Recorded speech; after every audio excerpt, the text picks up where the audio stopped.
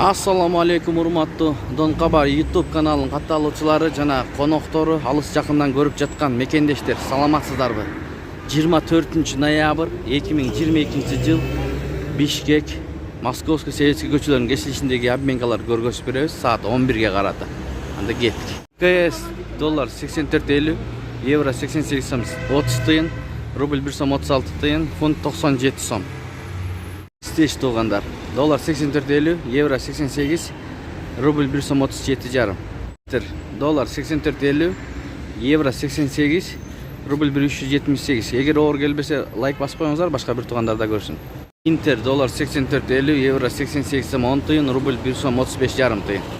Бул жерде курс доллар 84.50, евро 88, рубль 354. Айыл банк доллар 84 сом 40 тыйын, евро 87 сом 70 тыйын, рубль 377.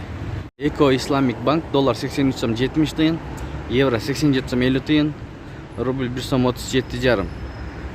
Акай банк тугандар доллар 84.50, евро 88 сом 20 тыйын, рубль 1 сом 37 жарым тыйын. Ушу менен видеону аяктайбыз тугандар.